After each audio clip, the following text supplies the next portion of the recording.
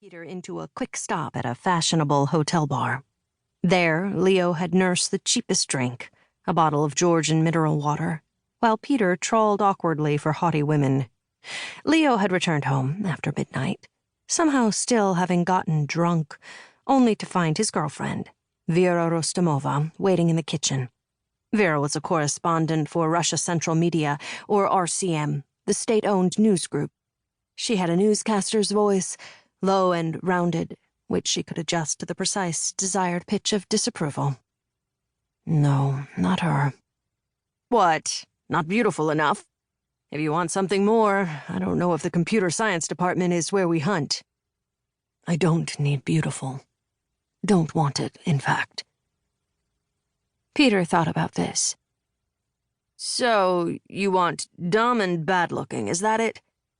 I don't know what you're working at, but the next time you take me on one of your scouting trips... Leo didn't hear the rest. He'd asked Peter along only to be sociable, to share an excuse to leave the office. Leo had little pressure to recruit, as he'd had a good run this year. Had already advanced multiple assets.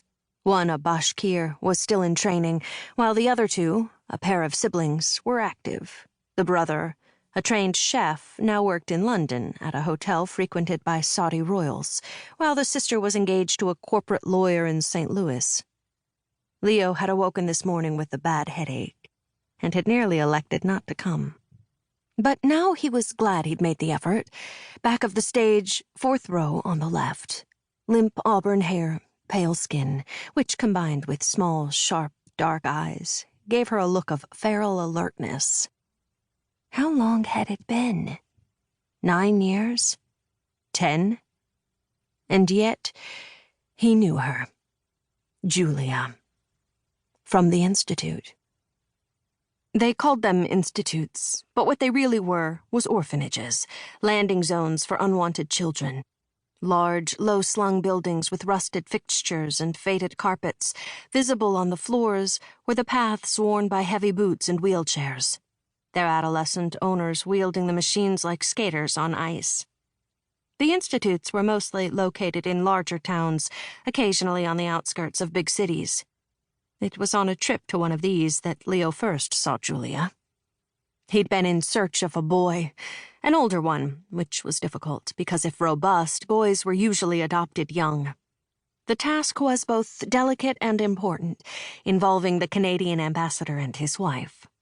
They were religious people, the wife in particular, who'd made known her wishes to adopt before they permanently returned to Ottawa, to answer God's call and grant some unwanted soul another chance. But also, they really wanted a boy.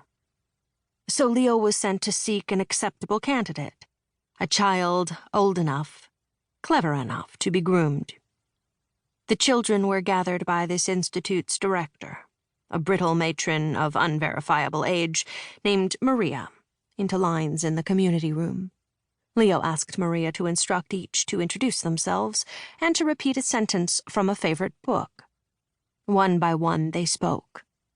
"Hello, sir. My name is Raisa, Julia, Svetlana, Misha. My favorite book is the Bible, and here is the part that has meant so much to me. Blah, blah, blah." By the 9th introduction, Leo's focus began to drift. He kept his face attentive, maintained eye contact, and when the one he'd earlier identified as most promising moved forward, the boy with straw-colored hair, who came up to Leo's chest, he returned to full attention. "My name is Pavel," the boy began. "My favorite book is the one with the man in blue who has muscles and can fly." Pavel closed his eyes as if summoning the image.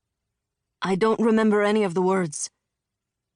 Leo knew the man to whom Pavel referred, a Western fabrication with Western values. Bye-bye, Pavel. Have a nice life.